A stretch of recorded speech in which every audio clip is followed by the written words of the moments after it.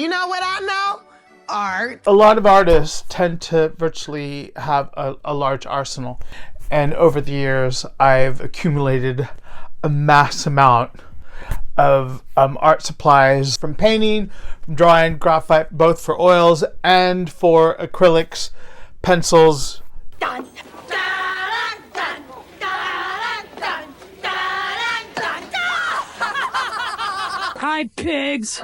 Hello everybody, I'm Henry Haight. I'm a multidisciplinary artist and welcome to my channel. My pronouns are...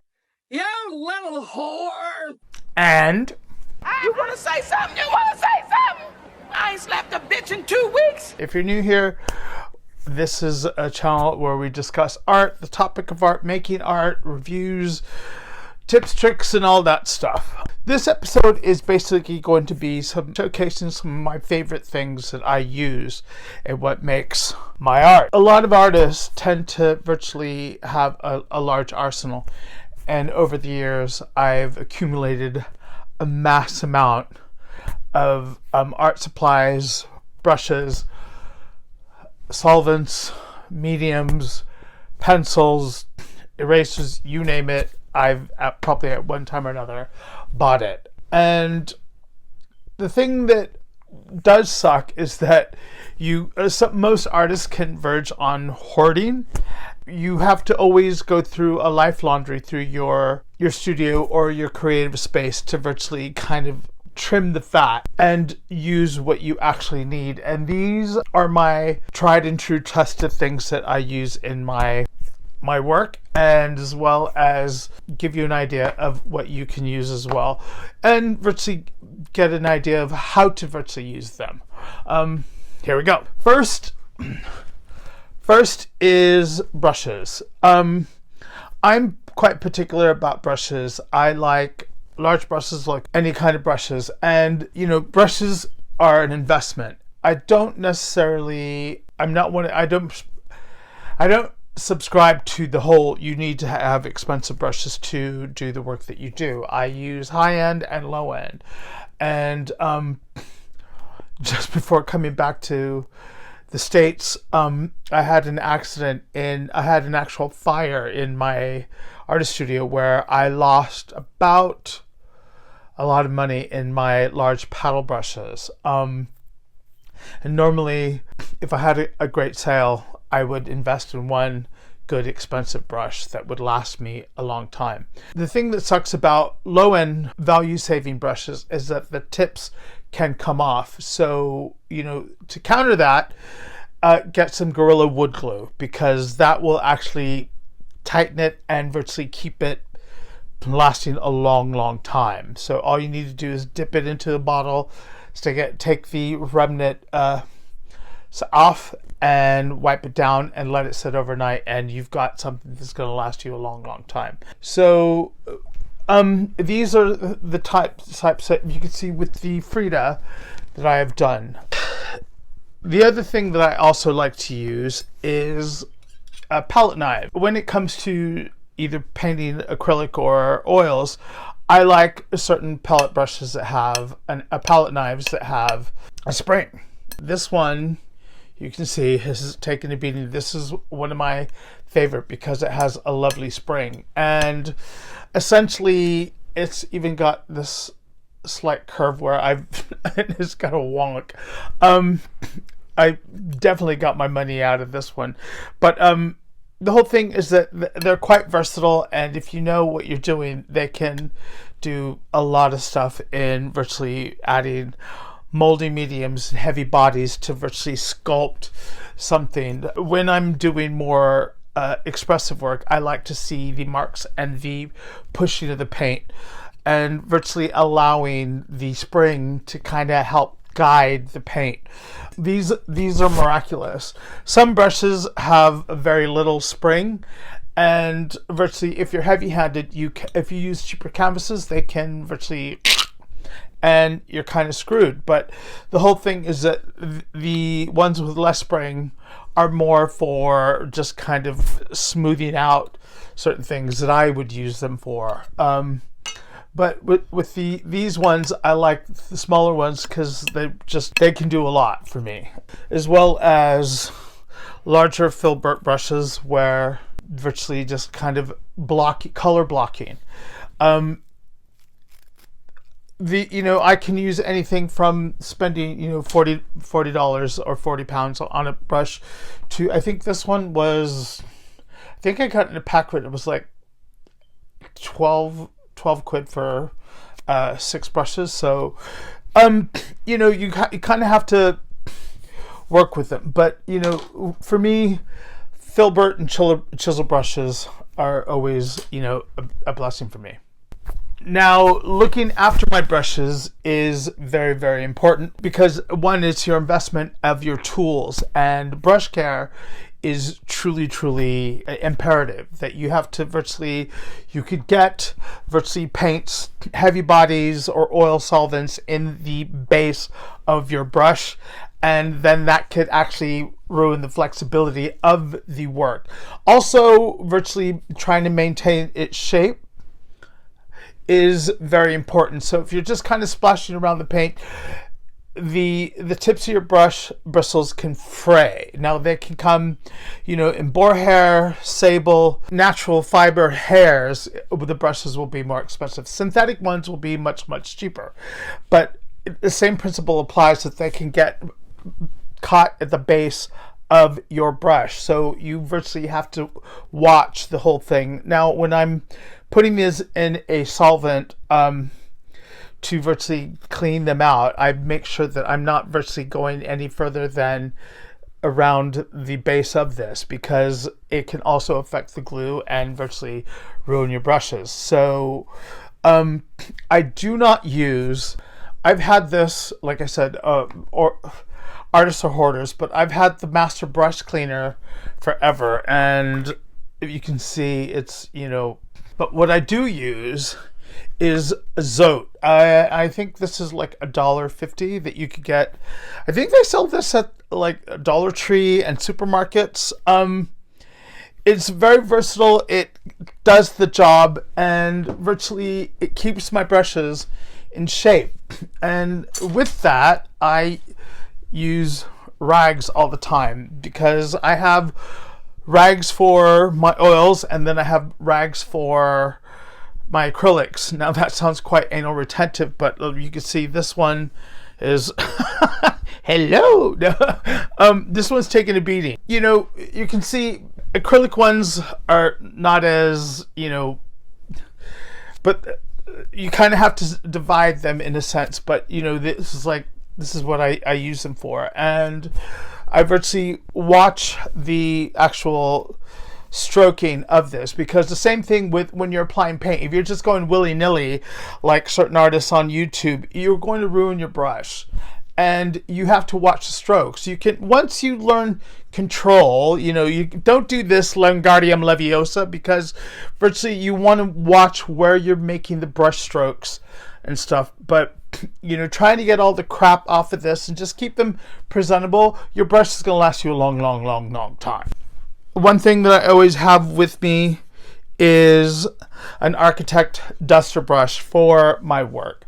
And it doesn't matter this is a horsehair one, when drawing, and virtually just kind of cleaning up right off. Now, the difference with my graphite pencils is that I collect the graphite sometimes from my sander, and I have an electronic pencil sharpener, and I use an X-Acto blade to virtually work off the but you can see in here I've got a little bit of graphite.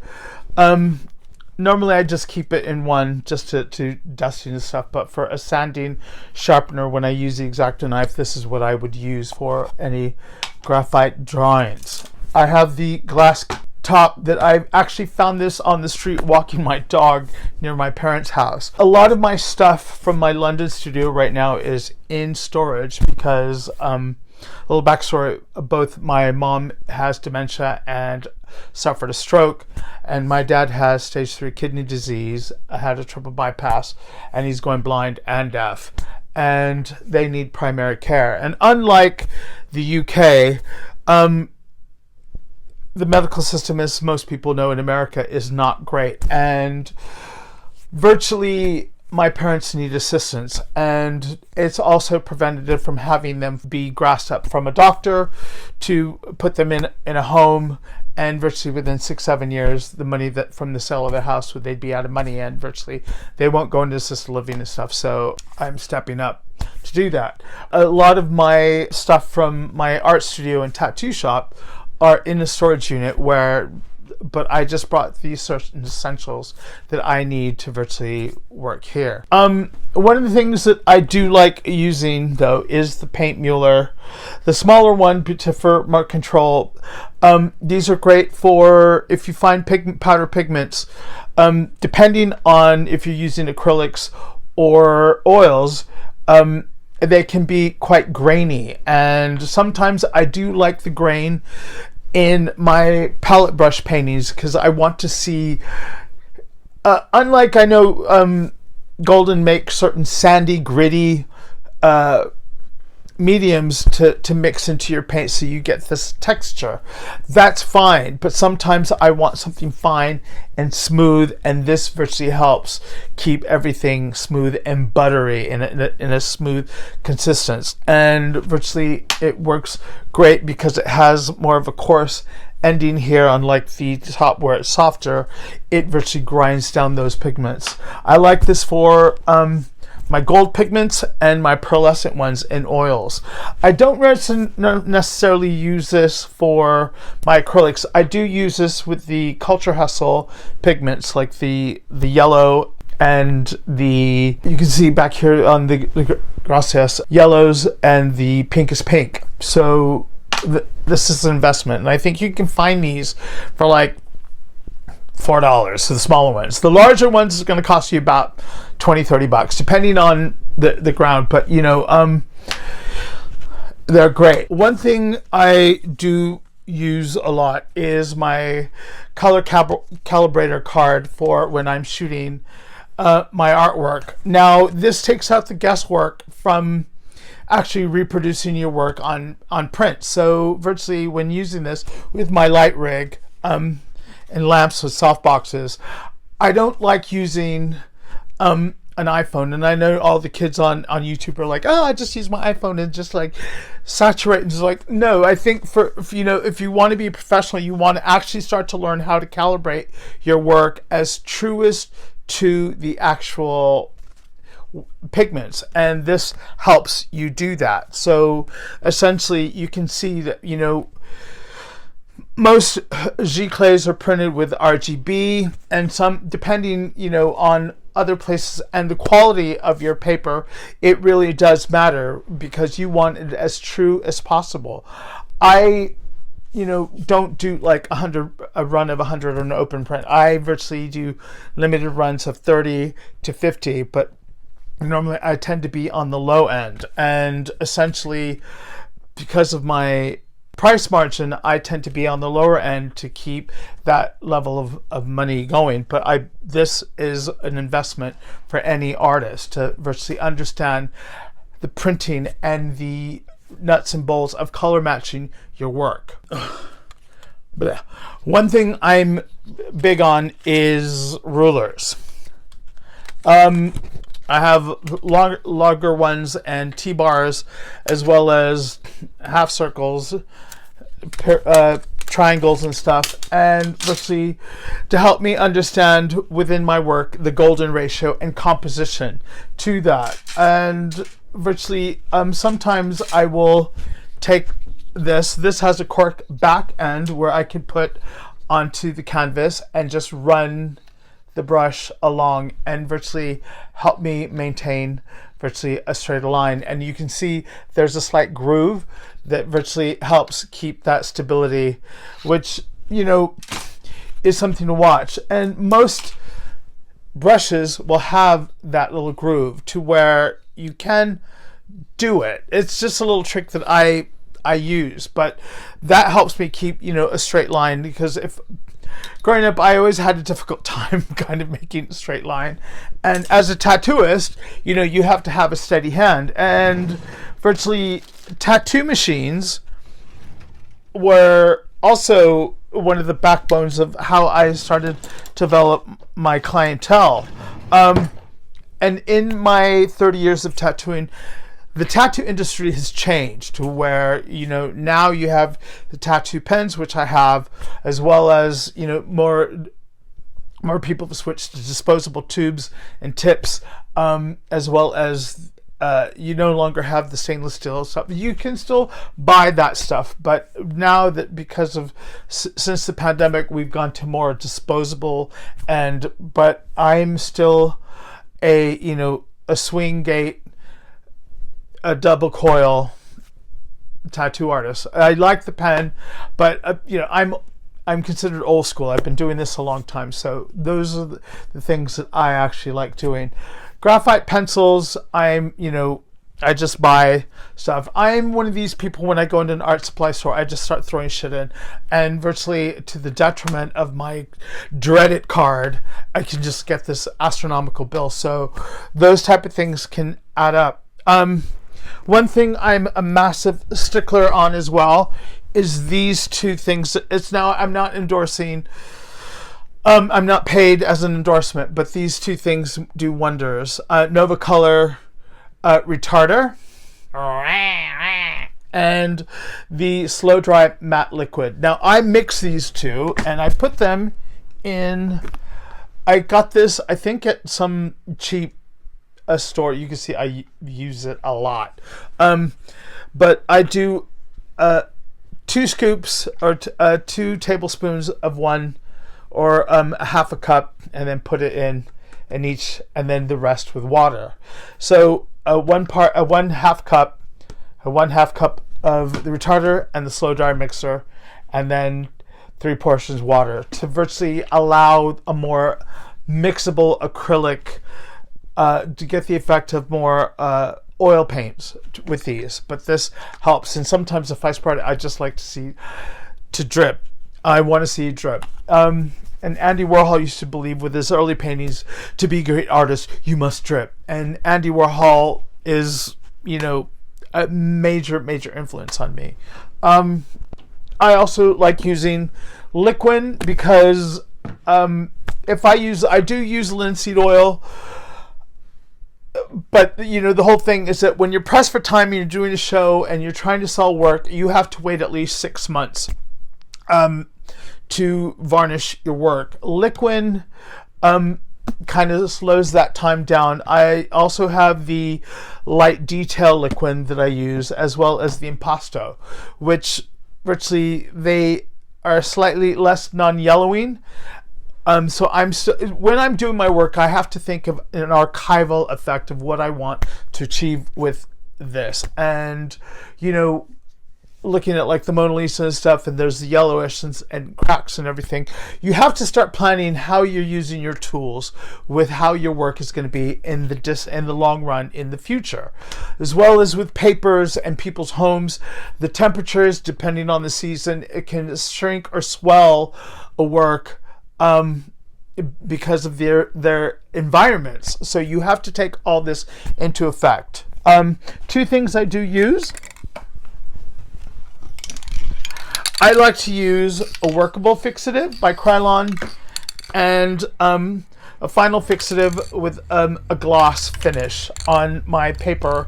And sometimes I have to use it on the Poscas, because some people who know, when they've tried to varnish a Posca, and they can be tricky because sometimes they can run.